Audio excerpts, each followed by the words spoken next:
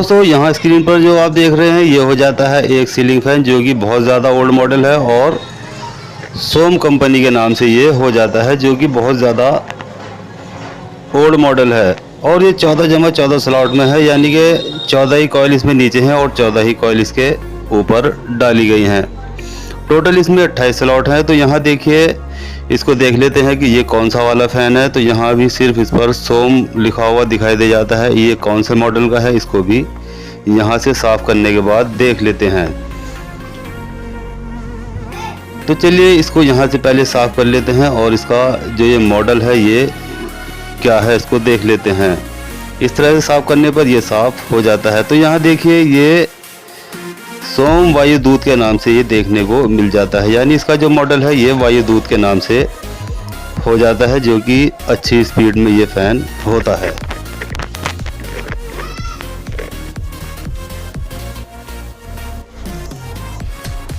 तो देखिए यहाँ पर इसका स्टेटर भी देख लेते हैं। ये यहाँ से जल चुका है और चलिए यहाँ से पता नहीं चलेगा, पीछे से देख लेते हैं। तो ये देखिए यहाँ से साफ साफ दिखाई दे जाता है कि ये यहाँ से शॉर्ट हो चुका है और इसकी कॉइल भी जल चुकी है।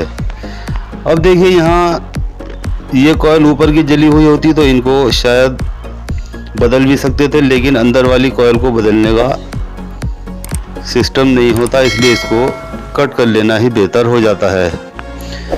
एक बार अगर बाहर की कॉइल फूक जाती हैं तो उनको रिवाइंड किया जा सकता है, लेकिन अंदर वाली को रिवाइंड नहीं किया जा सकता। तो चलिए इसको कटिंग कर लेते हैं। तो यहाँ पर आप देख सकते हैं मैंने इसको जितनी भी इसकी कॉइल थी इनको सभी को कटिंग कर लिया है और कटिंग कर लेने के बाद इस स्टेटर को बिल्कुल क्लियर कर लिया है, यानी अब यहाँ पर एक भी कॉइल इसमें नहीं है। और दोस्तों यहाँ पर ये देखिए 2 कॉइल इसकी मैंने काउंट कर ली है, जो कि एक रनिंग वाली है और एक स्टार्टिंग वाली। तो ये देखिए ये स्टार्टिंग वाली कॉइल हो जाती है। इसमें काउंट करने पर 380 टन इसमें निकले हैं, जो कि 36 नंबर वायर इसमें यूज़ किया गया है।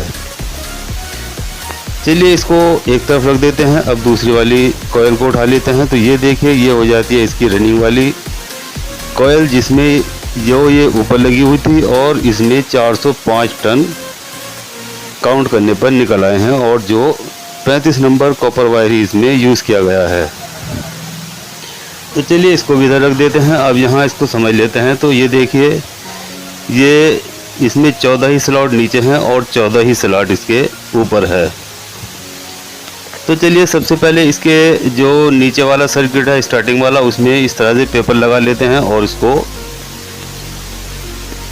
इसकी जो 14 कॉइल हैं उनको सबसे पहले रिवाइंड कर लेते हैं। तो चलिए इसको मशीन पर ले चलते हैं और उसका नीचे वाला सर्किट कंप्लीट कर लेते हैं।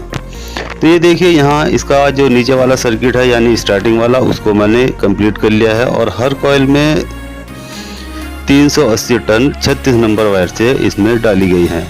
अब देखिए यहाँ इसके अंदर तो पेपर लगा हुआ है, लेकिन बाहर अभी इसमें पेपर नहीं लगा हुआ है। तो देखिए यहाँ इस तरह से यहाँ पर भी इसमें एक पेपर का टुकड़ा लगाएंगे तो ये कॉइल बिल्कुल लॉक हो जाएगी, यानी चारों तरफ से ये पेपर के बीच में आ जाएगी और उसके बाद ये बॉडी को अर्थ नहीं करेगी। तो चलिए मैं इसमें यहाँ का भी पेपर लगा लेता हूँ और ऊपर वाला जो रनिंग वाला सर्किट है उसका भी पेपर लगा लेता हूँ। तो ये देखिए यहाँ इसमें मैंने नीचे वाला जो सर्किट है उसमें भी पेपर लगा लिया है और साथ साथ ही इसका जो रनिंग वाला सर्किट है उसमें भी यहाँ पर आप देखिए पेपर लगा लिया है। अब उससे पहले समझ लेते हैं इसकी थोड़ी सी बेसिक इन्फॉर्मेशन। तो दोस्तों यहाँ पर इसको पहले एक तरफ को खड़ा कर लेते हैं और उसके बाद यहाँ स्केल से इसका साइज़ भी नाप लेते हैं कि ये इसका जो कोर है वो कितना मोटा है।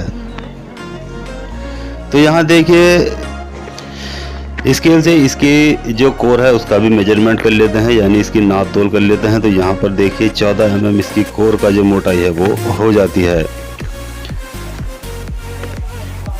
तो देखिए कोर की साइज़ भी हमने इसका चेक कर लिया है, ये 14 mm इसका कोर की मोटाई हो जाती है। अब चलिए इसको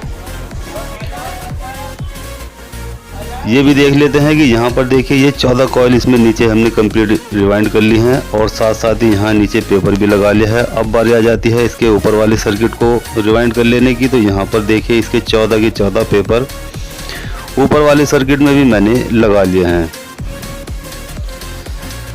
अब चलिए इसको भी मशीन पर ले चलते हैं और इसको भी जो इसका ऊपर वाला सर्किट है उसको भी कंप्लीट रिवाइंड कर लेते हैं। तो ये देखिए इसका जो ऊपर वाला सर्किट है उसको भी मैंने कंप्लीट रिवाइंड कर लिया है। अब यहाँ पर 14 ही कॉइल इसमें नीचे और 14 ही कॉइल इसके ऊपर आ चुकी हैं।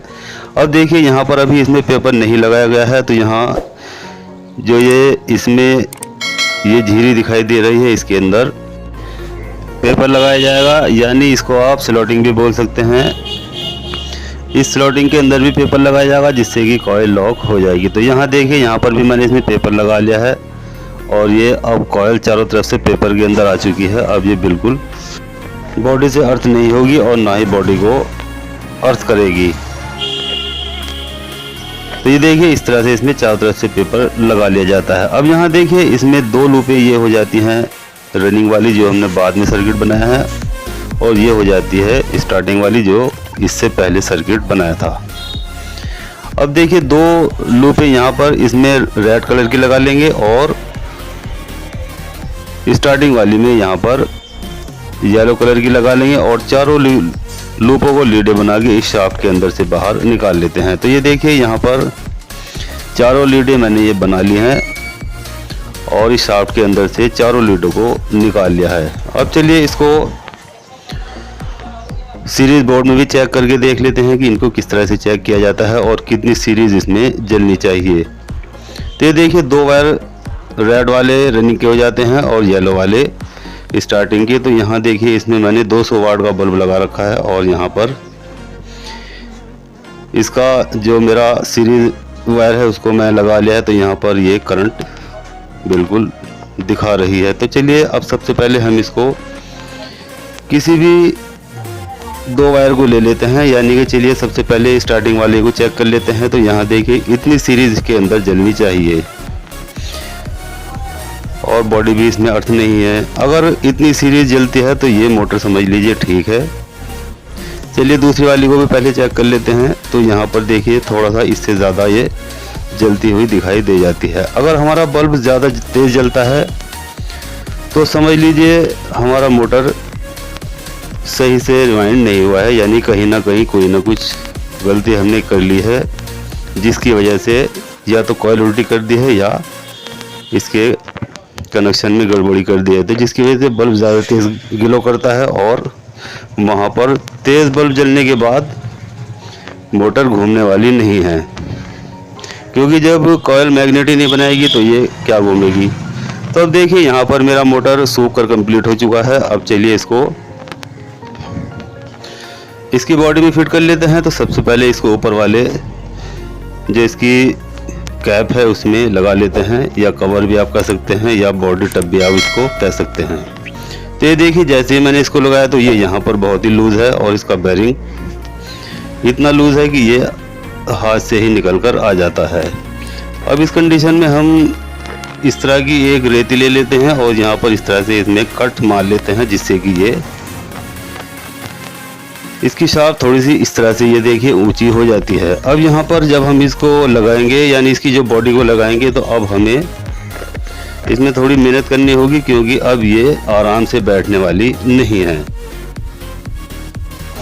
अब ये इतनी टाइट हो चुकी है कि अब इसको हथौड़ी के ज़रिए बैठाना होता है। तो ये देखिए इस तरह से एक पाइप ले लेते हैं और यहाँ पर रखने के बाद इसको अब यहाँ बहुत अच्छी इसमें चोट मारनी होती है जिससे कि अब ये बैठ जाएगी। अब ये ना ही हाथ से निकलेगी और ना ही हाथ से चढ़ेगी। तो ये देखिए इस तरह से अब ये बहुत ज़्यादा टाइट हो चुकी है। अब इसमें लूजिंग बिल्कुल भी नहीं रहेगी। तो चलिए अब यहाँ पर ये हमने पहले इसका जो ऊपर वाला कवर है उसको लगा लिया है। अब यहाँ पर इसमें ये स्प्रिंग लगा लेते हैं और उसके बाद जो नीचे वाली बॉडी है उसको यहाँ पर इस तरह से लगा लेंगे और इसको थोड़ा सा नीचे की ओर दाब लेते हैं। और अब यहाँ पर इसके जो 3 बोल्ट हैं उनको एक एक करके लगा देंगे और अच्छे से टाइट कर देंगे।